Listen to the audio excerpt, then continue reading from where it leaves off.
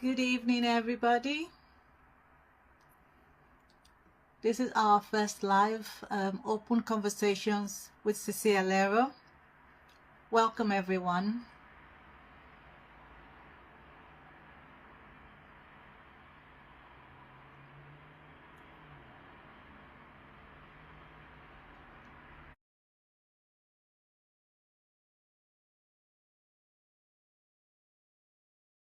Hi, Natasha. I've just accepted your request.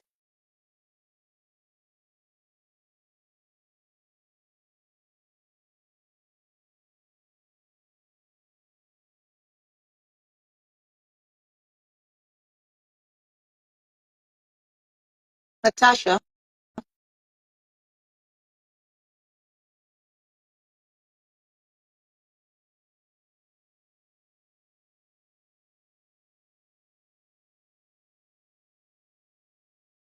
Hello, everyone. Natasha, I've just sent you. I've just responded.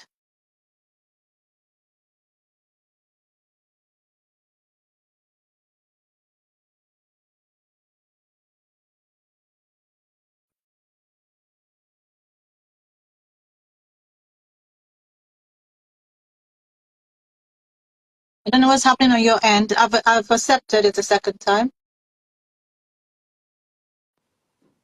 Hi. Finally. Hello, lovely. Good How are evening. you? I'm good. You? I'm good, thank you. It was taking a while to connect. Yeah, I noticed. Kept going off. Nice to have you on here. And hello, everyone. Hi, Nina. Hi, Ifa. Yeah, welcome, everyone. This is our first season for Open Conversations with Sisi Alero, and I hope that we all enjoy it. Thank you, everyone, for coming in. We're not going to waste any time. We'll just kick in, yeah? So would you Okay. like to, first of all, introduce yourself? Oh, thank you, Nina. Would you Okay, like to introduce yourself? Yeah. sure. My name's Natasha. I am 32 years old. I was born in Kenya and moved to the UK when I was 8 years old. Oh, fantastic. So do you speak your dialect? Not, it's very broken. we we all the same. I'm guilty. So yeah. So yeah. Would you like to tell us your story, your journey, and why you're here today? Okay. Well, thank you very much for having me, first of all. I really appreciate you giving me this time to talk about my journey. So You're I welcome. started my periods when I was 13 years old. I think just a few months before I turned, 13 years old. Mm, And I remember it's been a big thing because I rang my mum, who's still living in Kenya, yeah. and it was a big celebration. Like, oh my gosh, well done, welcome to womanhood. This is a grace, and having that pep talk of coming into womanhood. But Mm, I didn't know at the time that periods could cause a lot of pain and they could be really heavy. And so I'd speak to my auntie about it, and coming from a Christian background, we'd go to prayer groups and I'd have people pray over me, even during the time when I had really thick, big clots, heavy periods, and they'd tell me that I just need to pray about it, make declarations. I spoke to an elder in church and they said, it could be because of generational curses in the family that have been that you're holding in your body. So you need to pray about it and pray for them to go because women shouldn't have painful periods. And that's went on for many months. And eventually I decided to go to the doctors by myself. And I think the reason I went to the doctors by myself was because I heard other girls in school talking about the pill. yeah. So some girls were on the pill for acne, others are because of painful periods. That's why I thought, okay, there's something else there that could help, and for Mm, other various reasons. And when I went to the doctor complaining about my period pains, he said, take microgynon, see how you get on with this, and then we can review. So I went home thinking, I found a solution. This is great. And when I told my auntie what I did, the conversation turned. oh, ye of little faith. Not only that, but her hearing that I was on the pill, and bear in mind, as a 13-year-old, you don't really understand what the pill is, but I didn't anyway. Yeah. She thought immediately you're going to start Yeah. having sex. Mm. And so that was the end of that discussion. I wasn't allowed to take the pill. I had to get rid of them, and I wasn't to go down the route of exploration. Just prayer, paracetamol, hot water bottle. And over the years, it got worse to the point where I'd use double pads and a tampon going to sleep. That wouldn't work, and I'd have leaks. So it just became embarrassing, and that then altered my social life. So I'd plan things around my cycle. I'd go back to the doctors saying, this is not working. Is there anything else? And I wasn't being given an alternative other than, is there another contraception you could perhaps consider? But because I was so scared of the conversation I had with my auntie, I thought, I can't do that. I can't hide this from her. There were times where the pain was so bad, my auntie would sit with me in A&E or the walk-in centre, and countless times I was told I either had a stomach ulcer, so I take medication for that. I was told I had grumbling appendicitis, but they never did anything or looked into it further. And there were times where I even went and no one would even do an examination. It was just dismissed as, oh, well, girls have period pains. Don't worry, they'll go away soon. And I was even told at some point, well, do you want children? And I said, yeah, but what's an odd question to ask? And they said, well, when you have children, You're still their in your point teens. was, as a teenager, I was having that conversation, and they said that when you have children, your periods will get better. So that was what I was given. And I just continued to endure it. And I think I got to the age of college, so it must have been 17, 18. And I thought, I can't live like this. This is really, really bad. I would be hunched over. The pain would make me feel so faint. I'd have body shivers, everything that you can think of that's debilitating in terms of pain. I had the only symptom I never had was just vomiting, but everything else, I had migraines, you name it. And so I did this research online, and I saw something about hysterectomies. So I Okay. decided to go to the doctor, and I said, I've been doing some research, and I know that hysterectomies can stop your period, so I want to have one. This is the same doctor I've been seeing since I was 13 years old. And he was really shocked, and he said, you're way too young to have a hysterectomy. The type of surgery you have for a hysterectomy, there has to be something seriously wrong with you. And I remember sitting there thinking, there is something wrong with me. And so we came to an agreement where he said, I'll send you for a scan, and then we'll take it from there. I think that was the first time I would say my pain was taken somewhat seriously, because up until then I hadn't been referred for anything. So I So, had a transvaginal scan, I believe, and came back saying everything was normal, but I had a tiny fibroid of 2 centimeters. And he said, don't worry about it. It's common among African and Caribbean women. that's And it. that was it. That's it. Didn't explain what it is, what the effects of having a fibroid could be. It was just nothing else. Carry on with the pain. Carrying with the pain. So I just relied on a hot water bottle, paracetamol, and long days in bed.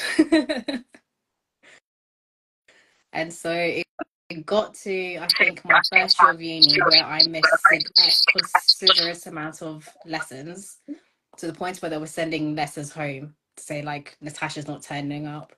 And I'd go back home at the end of term, and I'd complain about the pain. I went back to the doctors, and they said, it could be because you're at university and you're stressed, so that could be altering it. And at the time, I started to have irregular bleeding. So I'd bleed for 5 days, stop for 2 or 3 days, and then the bleeding would come back. So it was disjointed, or I'd have my period starts late or starts earlier than expected. So it was getting harder for me to track. They said that's because of stress, might be because of your poor diets, being a student. It was everything but my fibroid. And so I was referred to see a gastroenterologist because they said my stress could be an IBS flare up. And I was put on to see a dietitian. I tried a FODMAP diet. That didn't work. I was referred back to my doctor. And then I finally saw a surgeon to have, no, sorry, not a surgeon, a specialist gastroenterologist to see if I could have a colonoscopy. So I think it was my end of my first year, summer, I had a colonoscopy. That was a bit scary because I woke up during that procedure and I don't know. No, I remember I woke up and I could see what they were seeing in the camera. There was a screen and I just remember I turned and I was like, is that me? And then they quickly put me back to sleep. And so that was a really weird experience. But I came out of that, spoke to a specialist, and they said they couldn't find anything. And so I was told, in terms of managing the pain, take peppermint tablets and peppermint tea after every meal. I was then discharged because there was nothing more they could do. I kept going back to my doctor, and he kept saying that it's probably IBS related, and this is what happens because you're mentioning cramps, you're mentioning backache, you're mentioning issues with your bowel. That all sounds like IBS symptoms. I did not know at the time that a lot of the symptoms you see with IBS are also exact. Yeah. So in all of the body, nobody mentioned checking the fibroids again. No, it was just left from the age of 18, 19, as it's common among Black women. You don't need to worry about it. And I think what I've learned now is that saying something is common doesn't necessarily mean it's good. No. So that stayed with me for the rest of my life. And I've kept on going back to the doctors. Even at university, I tried to see different doctors. And at the time, they said when I had a blood test, I was low in vitamin D and I had a calcium deficiency. So we were looking at my diet again, and it was agreed that I could try I needed to try drink more milk. And I just thought, no, the milk in the UK is not the nicest. As a student talking, I was like, really, of all the things? And so the doctor that I saw suggested that I switch to a non-dairy milk. And at the time, she had suggested soy milk. I didn't know that soya can increase the growth of your fibroids. So from the age of 23 onwards, I've been drinking soy milk. And I would drink it in excess amounts because I'm thinking I need to get my calcium, nutrients naturally, eating other things that would help with vitamin D supplements, thinking, okay, I might be seeing an improvement. Didn't change anything, didn't change the pain, didn't change the flow, didn't change my PMS symptoms. And I'd say as I got older, my PMS symptoms got worse. And so there were times where I think leading up to my period, I wasn't myself, but I couldn't explain why. I'd have really low moods or had really, really low energy. And some people would look at me and think, what's going on with you? Like, or if they saw me 2 days ago and then they see me during the luteal phase, they'd say, but you were fine 2 days ago. Like, what's going on? Yeah. So some people would think I was over-exaggerating my pain. We've all heard that. Yeah, it wasn't the case at all. So to fast forward to leaving uni, I think I was the age of 25. And I just thought, there's got to be another way. So I did more research. I went to the doctors and I said, okay, I've been looking at something else. Same doctor since the age of 13. You didn't change your doctor? I didn't change my doctor. I've had the same doctor for many, many years. And I didn't know at the time that you could. I've just stuck with the same person. And I said, okay, I'm not eligible for hysterectomy, but I do think I have endometriosis. I'm looking at the symptoms are written down. And he said to me, you're not in enough pain. Like the amount of pain. He didn't say not enough pain, but he phrased it in terms of like the amount of pain that people with endometriosis have. It doesn't sound like that's what you have. They have really heavy periods, and like sometimes they can't get out of bed. And I'm thinking, That's crazy. No two people have the same symptoms, for goodness sakes. but it was also trying to tell me that is different from the next person. So why would he even use that as an assessment? it was just the case closed of like what you have is not severe enough to be classed as endometriosis. And so I thought, I don't know what bad enough looks like for someone to believe that my periods are affecting me really badly. Mm. So I left that conversation. Then I started to think about contraception again. And so I called another doctor, finally, and I said, this is my situation, and I think I'm ready to talk about contraception. This doctor was very different. He didn't push me towards the pill, but we talked about my options. And he said, there's also something called the coil, and the coil can actually stop your periods. As soon as I heard that, I said, I'll take that. I didn't care about the repercussions. I didn't look into how it's inserted. I just heard it will stop your periods. To me, that was the dream, because that meant I'd be able to do everything that I wanted. I wouldn't have the low moods. I wouldn't feel irritable. I wouldn't feel the body aches. And so I decided to get that done in secret. In secret. In secret, yes. I didn't tell anyone for 3 months after I'd had it fitted. But what I want to share is that when you're getting the coil fitted, I think the information they give you is not a true depiction of how traumatic it can be. So I was told to bring pads just in case there was a bit of bleeding after, but it might be minor, and to take 2 paracetamol tablets beforehand to help with the pain. They showed me the merino cord that they were going to fit in, and I had an option of having one for 5 years or for 10 years. And they talk you through everything you're going to go through. But once they managed to insert it, hello, that was one of the worst pains I've experienced to date. It's really hard to put into words because it feels, they described it as like a really sharp pinch, but because it's going into the cervix where the cervix should be interrupted at all, it's more than that. So it's a continuous pain as you go in. So I was in continuous pain for the first 3 weeks. I went back to the GP and I said, I can't do this. I need it to be taken out. The first GP I saw said, give it another week. If it's really bad, come back and we'll take it out. And then I don't think I've made it to the end of the week. I called the GP again and I said, I don't care if the other one wasn't available. I need to see someone now and I need them to take it out.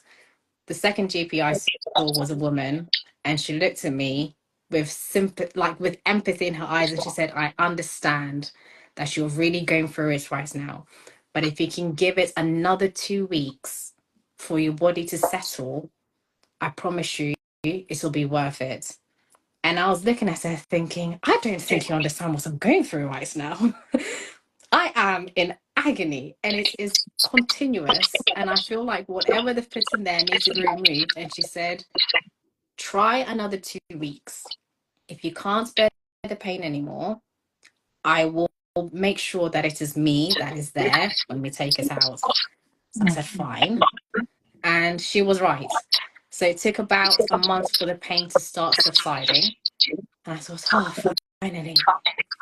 finally, I can start thinking clearly. But it took about, I'd say, 6 to 9 months for my body to regulate. So the period started getting lighter, but it was still irregular. And then it decreased to spotting. After 9 months, my life was great. Fantastic. No periods. No periods, no pain, no PMS. Wow. I didn't have to like work around my calendar. And I thought I had made the best decision of my life. Mm. And at that point, I thought, until I need to, and until I'm ready to have children, I'm just going to continue having the coil. Yeah. So it got to 2021, and I had decided to get a PT because I just wanted to get healthy after being cooped up in the house during the pandemic. Yeah. And so we had a plan in place, and my body transformed. But I noticed, and that was the first sign, now looking back, my stomach hadn't changed. I had a bump in my lower abdomen. Mm. And I remember asking my PT, like, I'm working really hard on my body, but my stomach's not changing. And so he proceeds to explain that women have additional fat around the uterus. So it is normal for every woman's stomach to look different.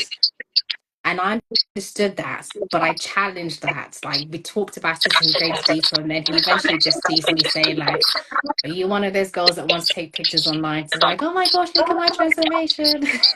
I said, no, no, no. I'm just saying that I'm noticing that I'm toning everywhere else, but my stomach has not changed. And at the time, the bump was quite small, where the fibroid was, but I didn't think it was a fibroid. So we looked at my nutrition, changed that drastically. That didn't really change much. And then it came to time to book for me to book to have the coil taken out. And so I go to I have a scan beforehand. No, sorry, I have the appointment, So this and is they can't. how many years after? I think it's coming into the 5th year. So I think 6 months before, because I was in the middle of relocating, I wanted to get it changed and a new one put in. And I'd also, my period had also started to come back. That was another thing I forgot. So I started to get spotting. So I thought it's time. I'd go have my appointment again, bring a pad, bring painkillers, fine. And usually they take it out by seeing the strings and then they pull it. They couldn't see the strings. And it wasn't unusual for me. So another thing I forgot to mention was that when I had the coil inserted the first time, they teach you how to find the threads. Along the way, there was a time where I couldn't feel the threads. So it became routine for me to get a scan every year to make sure the coil was still in place. Every time I got a scan, the sonographer would mention that I had a fibroid. And I was like, yeah, I know. It's fine. Like, it's there. So now fast forward to getting it taken out. They couldn't find the thread. So they said, would you be okay if we tried to see if we can pull the threads from it? Because it might be that it's wrapped around the body of the coil. And I thought, okay, then you guys know what you're doing. It's fine. It was one of the worst decisions I've made because it was so painful. And I remember they tried for ages until I had to say, just stop. Just stop. It was too painful. And I remember whatever the instruments they used, it just came out and it was just covered in blood. So since then, every examination I've had has now become uncomfortable and a bit painful because I don't know what they did, but it's left a mark in some way. And so because they couldn't find the threads, I was then sent for a scan to make sure it was there. And in the midst of moving, they said that they couldn't see sorry, not in the midst of moving. So after they got that result, they said they couldn't see the coil, but I needed to see a GP to be referred so I could get it taken out in hospital. I was put on a waiting list. And so I said, okay, is that the only option? Or is it could be like it's falling out? Because I know coils can fall out. And so as a resolution, we decided that I'd go on the pill until I get an appointment to have it taken out. And I said, I'm not... In all of this time, were you getting the pains again? They started to come back slowly. They started to come back slowly. I was never keen on taking the pill because that meant I would have to remember when to start them again and taking them. It's a lot of... And the doctor, yeah. So the doctor said to me, you can take it back to back and just make sure you have a break like every 2 months or every 3 months. So I said, fine, I can do that. And so I was literally taking the pill every day, and then I'd have a week break, like every 2 or 3 months, until I had my appointment for my for my coil to be taken out.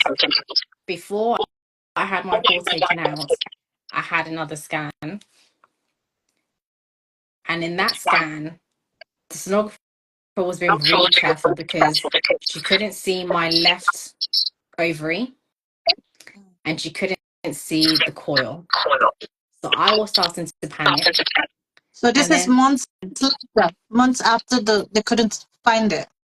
yeah. So it was like, I think in 2022. Wow. No, 2023, because I was on the waiting list for a long time to have the coil taken out. So that scan was revealing because they couldn't see my left ovary, they couldn't see the coil. So then the decision was, okay, then we're going to put you down for a laparoscopy because it could be that the coil has perforated your uterus. So I had to sign for something, say you might end up needing surgery. And I was thinking, oh my gosh, this is the worst fear. The one thing when you get to the coil you don't want to hear, but they tell you about the risks with it. I think 3 months later, I end up having the procedure, and they said that as soon as I opened the cervix, the coil was there. So I was confused because that meant I had been on 2 forms of contraception for about a year and a bit. And throughout that whole time, my pain was there and it was getting stronger. So it feels like I was back in secondary school dealing with the pain. My periods came back, but they were light, but the pain was really, really severe. But I thought to myself, I've got a new core now, so everything's going to be fine. Life is going to be great again. That wasn't the case. My belly started to grow, and I thought, my gosh, maybe I do have IBS. So I kept going back to the doctor, and they'd give me things for IBS and just say, well, I don't know what else is going on. Like, and then I started to get pain in my heels, started to get pain in my hip, and no one could explain what was going on. So I've seen physiotherapists in the past, and they've said it could be an old injury from when you used to compete. Interestingly, though, when I've had massages, they've always been able to tell me that, or be able to sense that I have menstrual-ish like pain just by touching certain parts of my back. Or when I get reflexology, they've always asked me, oh, do you suffer with bad periods? So I find it interesting that going for a massage, a masseuse can tell me, oh, you have issues. Wow. But a GP is not willing to send me to a gynecologist straight away.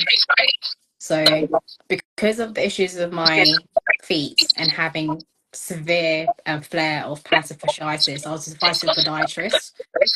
Then they started to talk to me about my weight because I had gained weight, but it could have been for various reasons. But it was also because of how my body was changing.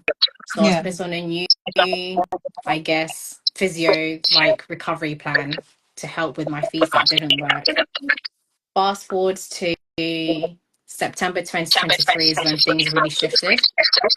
I had a really, really bad case of thrush, and I thought, this doesn't feel normal. Like, I've had thrush in the past, and I've spoken to a nurse about it. This isn't right. So I go to the GP, they prescribe me a cream and say this should fix this, and I'm thinking, I have this cream already, but okay, we'll try. They said if it doesn't work, come back. I went back 3 times, and within those 3 visits, I was given a tablet, I was given a pessary. None of it's worked at all. I then became really, really unwell, like struggling to get out of bed shivers, and I still had the symptoms of thrush, and I just thought something's not right. Something's not okay. And it's a new coil, so I'm thinking my period should be getting less, like lighter. The pain shouldn't be there. That we're still there. And it got to around February, and I think that's the first time I started to experience brain fog. But I took it as I'm just stressed because I don't understand what's going on with my body. December comes around and I go on holiday just before Christmas, and I have the worst dull backache. I was severely bloated, or so I thought I was, but my fibroid had been growing at the time. I just didn't know it. And anything I ate just didn't sit well in my stomach. And I was constipated as well throughout my whole holiday. So I was just really uncomfortable. And I just kept on explaining that I'm uncomfortable. I'm not in a lot of pain, but I'm just really uncomfortable because my stomach was just sticking out and I couldn't understand why I was bloating so much. I then have another massage when I'm on holiday. This was towards the end of the holiday. There's another woman. We're talking about what I want to sort out in my body. She looks at my stomach and she says, "Are you pregnant?" I was like, "No, no." I was shocked. She says, "Well, okay, so do you have bloating, or tell me about your history with your health? Is it IBS? Is it menstruation?" And I give her a full down no, and she says, "Would you like to try acupuncture?"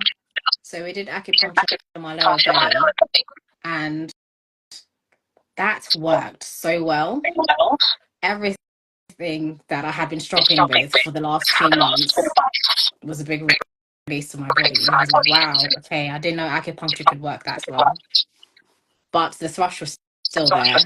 And I didn't understand why it was just continuous. So I thought, when I get back to the UK and I'm back at home, I'll see the doctor again and explain it. But the bloating came back. So I thought, maybe I should try a colon cleanse. That would help. I kind of wish I hadn't done it, but I think that's what exacerbated my fibroid symptoms. Because when I went for that treatment, and this was in January last year, she was feeling my stomach, and I guess what she was feeling was the fibroid. So she was trying to massage it as a way to move it, because she thought it was just my stomach or like my lower intestines, not food not moving basically. So she was massaging to try and make movements so the cleanse would work, and it was so uncomfortable. It provided some relief, but at the time I didn't know what I was dealing with. I go back to the doctors.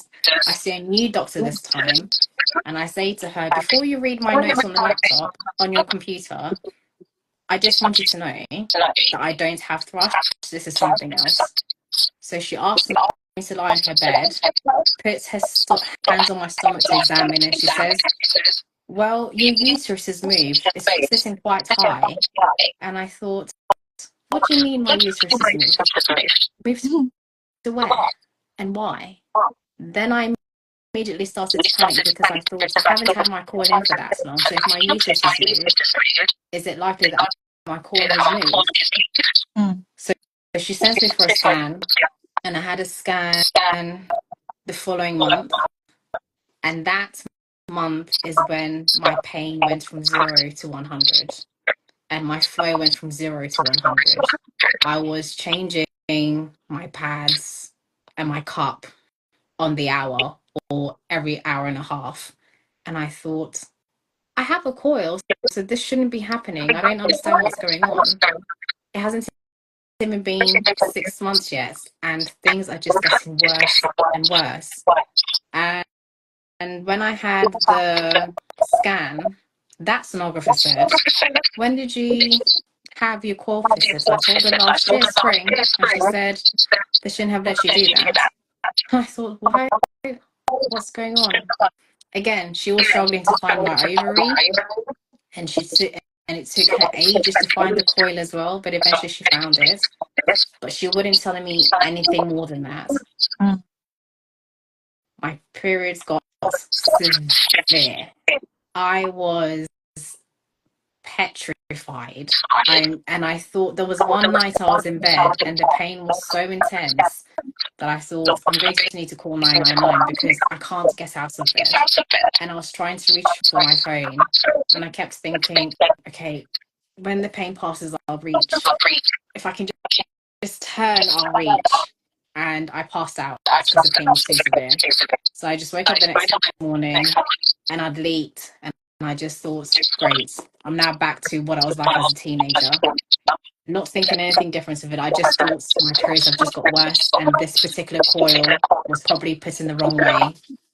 I see my GP 2 weeks later for follow-up and I just say to her, things are a lot worse. We talk about my results and she says, I'm going to refer you to a gynecologist because I think this needs to be looked into more.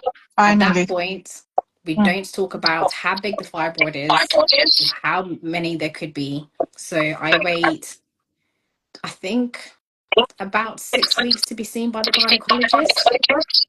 That month I saw the gynecologist.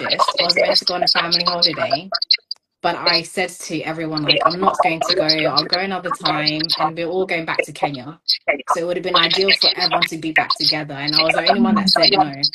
So everyone had left, and I was thinking, oh, maybe at this time I was thinking maybe I should have gone. I'm so glad I didn't because that month is when I saw the gynecologist sit in his office and I'm thinking, fine, I'm going to get some answers. And he says to me, do you want to have children in the future? It's like, yeah. Why? And he said, I'll cut to the chase. You're going to need to have a C-section. C-section. A C-section. The only time I hear C-section is when it's related to a baby. Mm-hmm. So he said to me, I have a 10 centimeter fibroid and it's degenerating, and I have several more. So when he said degenerating, I didn't understand it at the time, but I just thought maybe that's why my bleeding's got worse. Maybe this is why things have been getting worse over time. Okay. And I said to him, oh, but I was here last year and I had my core fitted. Why was nothing done then? Had a scan. Did they not see that? I'm gonna get to that, but yeah. I'm having this discussion investigated at this because what he said basically implies that they could have done something last year, sorry, in 2023, but they didn't. It was just again. So I leave the hospital and I think I want to go home. I was going to call work and say I can't come to work, but then all my family were in Kenya and I just thought, okay, where can I go? And I remember I called my friend. I was like, can you talk? She says, yeah. And I was like, I have to tell you something. And I just broke down on the phone. Mm-hmm. And I said to her, I feel like I'm going to have an anxiety attack. And she said, don't worry, it's fine. Wherever you are, it's fine. Don't worry. Don't care about who's looking. You'll be okay. And she talks me through everything.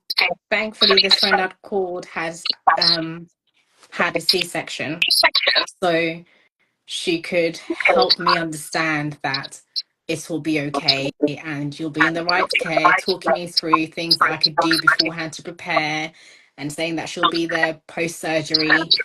And in my head, I couldn't wrap my head. I just couldn't accept it. Like, how did it come to this? Because I've been going to the doctors. To you, it's enough to give you anxiety. How can you just say you're going to have a C-section? Who says Just that? And a leaflet, and I'll see you in a couple of months or whenever it is, because again, there's a waiting list. So I decide I can't go anywhere, so I just thought I've got to just pick myself up, go to work. Big mistake again. I get to work and but I had nowhere to go. Or I felt like I had nowhere to go. And I see my manager and I say to her, I need to speak to you because I'm not okay. I'm going to say right now, I'm not okay. And I tried to get the words out and in that moment, I think, oh, okay, this is really bad. Eventually, I tell her what's just happened, and she says, "You don't need to be here. You can go home right now." And I think, I don't really want to be by myself. So I'm going to sit in the corner somewhere and just try and get through everything. And then we put a plan together. A couple of days later, we speak to someone else who's really senior, and they say to me, "You need to take time off work." Thankfully, the person that we were speaking to, she has a background in nursing. So she understood better than I did what I was about to go through.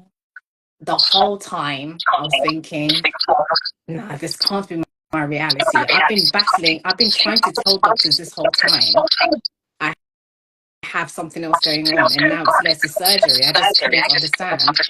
At the time, I had started therapy. So I go to see my therapist about other things that were going on that were giving me anxiety anyway. And when I tell her I'm going to be having an open myomectomy, she sat up, looked at me and said, "Nothing else that is troubling you matters. Right now, this is the most important thing that you need to focus on, because if you let everything else go on and your life go on affect you, it will make your health worse." And I'm thinking, everyone sounds so serious. Like, this is me just being in denial, struggling to accept it. And it was, I think it's sometimes it's a big blur, but I would say from the moment I found out up until surgery, I cried every single week. If it wasn't because I was in pain, it was because I was going back and forth to the doctors or trying to do more research to understand what was going on. And through my research, when I was reading more about fibroids degenerating, it helps me realize that when my period started to get a lot worse, that was actually when the fibroids started to degenerate. Yeah. And causes the pain that caused me to pass out was because it was too severe for my body to cope with. So I thought, it's degenerated, it can't get any worse, but my stomach continued to grow. And so I'd try hide it. I'd wear dark clothes or baggier clothes, but it got to a point where I couldn't hide it anymore. And so I'd have people say to me, "Are you pregnant, or are you expecting?" If they hear me overhear the conversation of me trying to explain what I'm going through.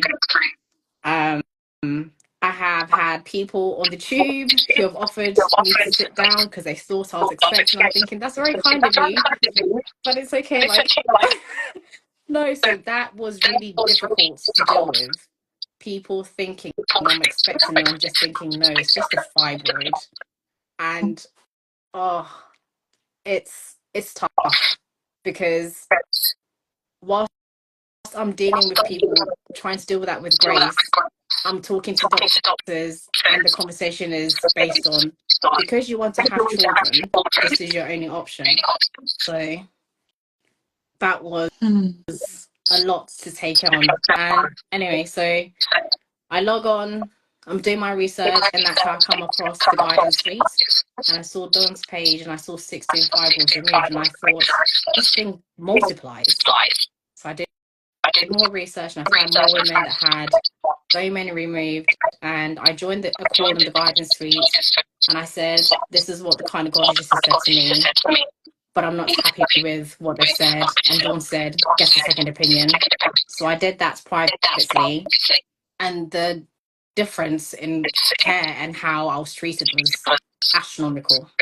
He went through everything, explained that I have 3 options, but because of the size of my fibroid, an open myomectomy was the best option. So I went forth with that, and I got my surgery done privately. But before I had that done, I had an MRI scan. And the MRI scan revealed that I had one that was 10 centimeters, another that was 8 centimeters. I had 2 cysts, and one was near my liver. So once I found out I had a cyst near my liver, I forgot about everything else, and I thought, okay, now this is really serious. So when I had the follow-up appointments, I didn't care about anything else. I just needed to know, are you going to touch the cyst near my liver? And he said, because it's very, very tiny, we're going to leave that. We don't want to tamper with anything to do with other vital organs. So I was like, oh. Phew. Then the conversation came back to the focus on me wanting to have children. And I just thought, this is a lot. Like, can we just focus on the fact that I'm just in a lot of pain? Let's just get rid of the pain first. Then I can focus on my future. And I think it was a moment of me just having to decide whether I wanted to, before I decided to go privately, I took some time to really think about it. How long can I wait? And like, what does this mean for me if I choose to have surgery? Because I think for me anyway, they don't really give that much information in terms of the effects of surgery that can happen to you, like the impact of having surgery, that the toll of it. But I still went ahead with it. But I think I waited 2 months beforehand, and my stomach continued to grow. And I was thinking, I don't understand what I'm doing wrong, because I'm eating healthily, I'm speaking to my friends, I'm connected now with people who have had an open myomectomy. They're advising me what I could do. And at one point it got really bad, and I just thought, this thing is growing really fast, and I feel like if it degenerates, I'll end up in A&E this time. Like, I could feel it within my body that something wasn't going to end up right. So thankfully, I ended up getting a state for surgery towards the end of August, and they took out one fibroid only that was 12 centimeters and nearly half a kilo.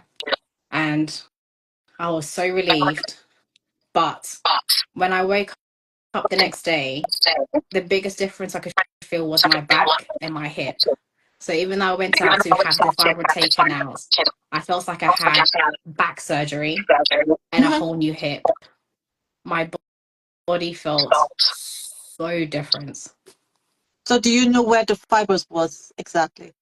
It was on my left side, just putting pressure on my bladder and on my bowels. So as it was growing, my gosh, I was going to the toilet so often.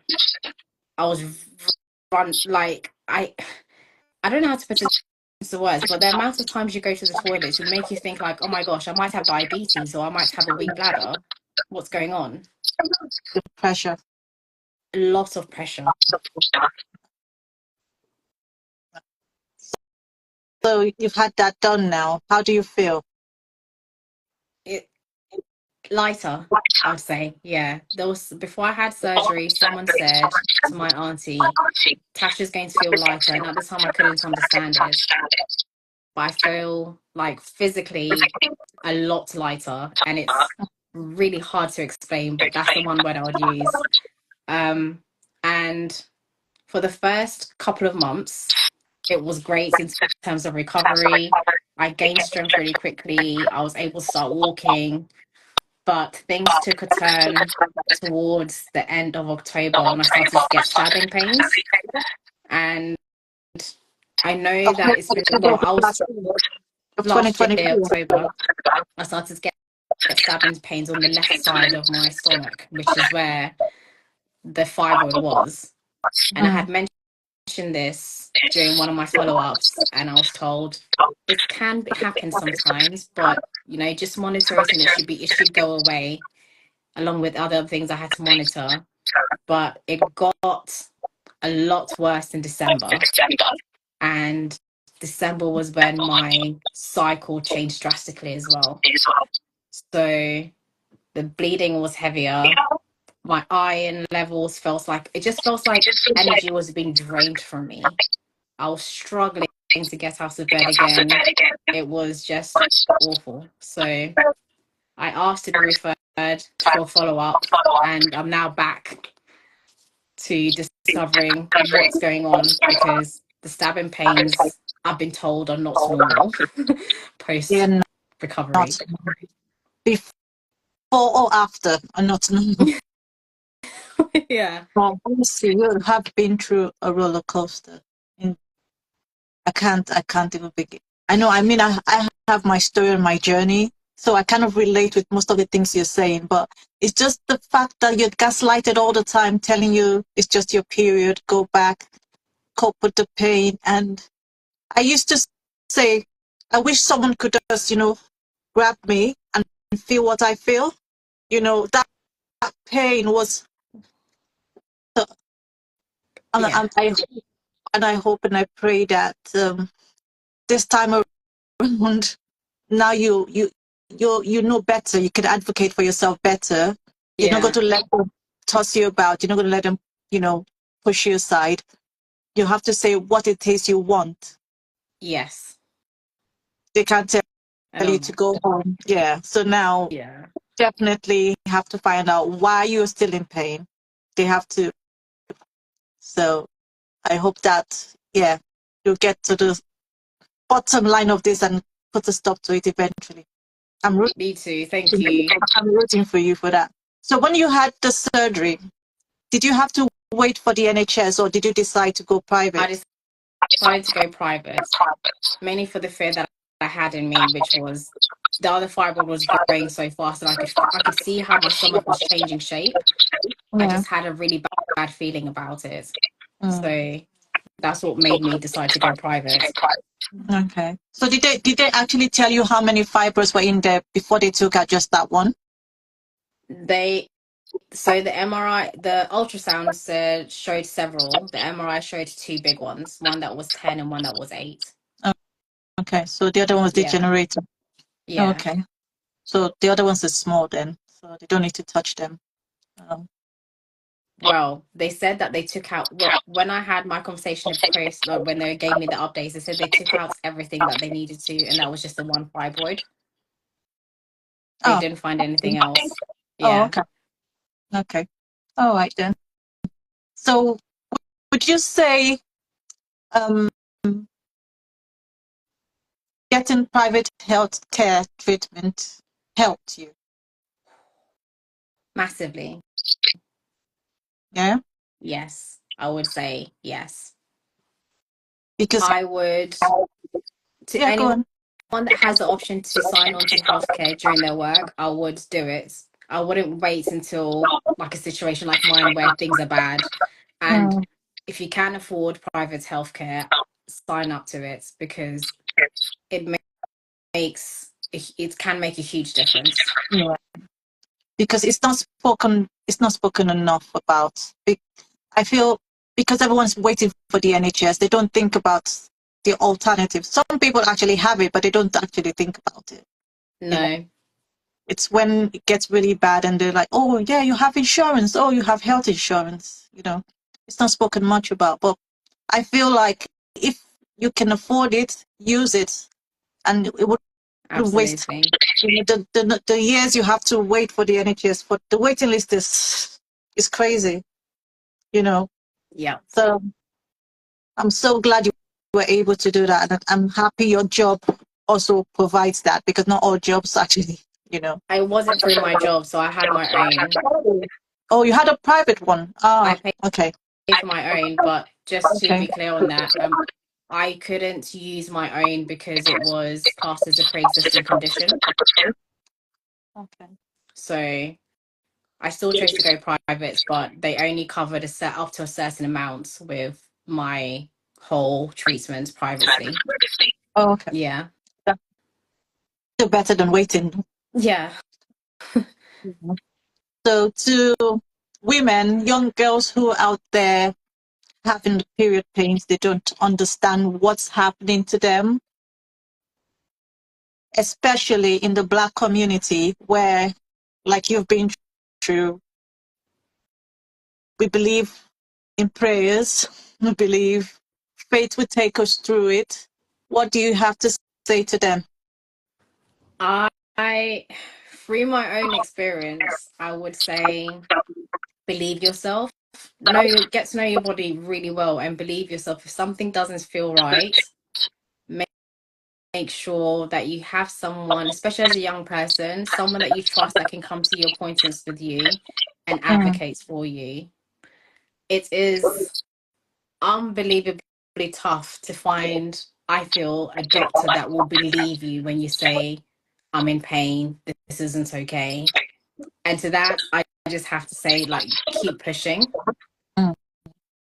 because the only way through is through. That's what I feel like anyway. I've been doing this since I was 19 years old, and it finally found a doctor that believed my pain. And Yeah. lastly, just to say that you're not alone. I Yeah. wish we had people like I had someone like you when I was growing up that I could come to that would be able to just hear me when I say that this is what I'm going through and believe me, and to know Mm. that there are other communities available out there now, so you don't have to do this journey by yourself, because it Yeah. can be very, very lonely, and you feel, well, I felt so isolated to the point where I stopped talking about it. And that's not good. No, because you're dealing with chronic pain. Like, no one will ever label this as that, but it is chronic pain when it's when it's just Chronic. there. It is. It is. Oh, bless you. And thank you so much for being vulnerable and love to share your story. I know that wasn't easy for you. I knew you were almost close to tears at a point, but yeah, we really appreciate it. And I'm glad you're able to advocate for yourself. I'm glad you're raising awareness through your story, through your journey, and other people will learn from what you've been through to know, okay, these are the signs and symptoms she had. Sounds like what I've had. I think I should speak up. And also, if you're speaking to a GP and they're not listening, to know that, you know what, can I ask for another doctor to speak to me? Can I speak to a specialist that deals with, women's health, women's reproductive health? Because sometimes doctors you're speaking to actually aren't even in that line. They're not. So, they just tell you what they feel is wrong. Yeah. So you're getting yeah.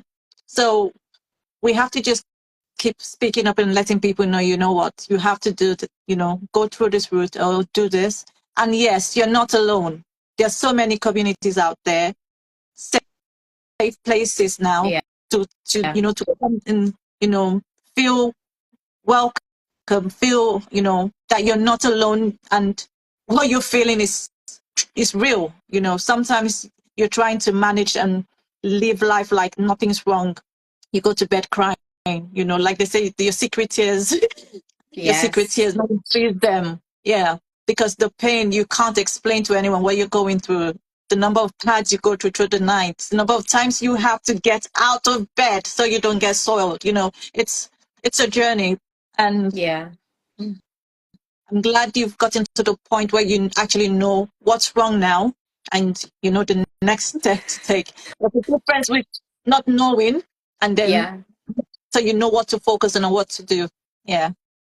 Yeah. So That was a relief. yeah, one more question. Okay. If you had one wish to be granted to you right now, what would you wish for?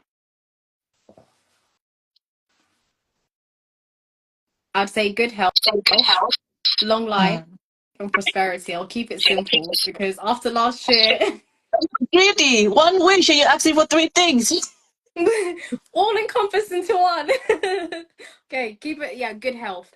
Because I've really learned. I've heard people say in the past, in all seriousness, that without your health, you're nothing. Yeah, And I would say that to health is have, wealth. That is the wealth you've got. yeah. So good health would be my wish. Thank you so much. Does anyone have any questions before we come to an end? Thank you so much, Nina. Do we have any questions?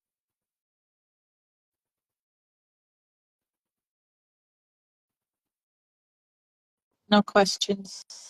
We don't have no questions. Yeah. Thank you so much for joining in, and we hope that the next time we speak with you, it will be great news. Thank you so Amen. much. Thank you. Thank you, everyone, for You. joining in, and keep sparkling. Bye bye. Bye, Natasha.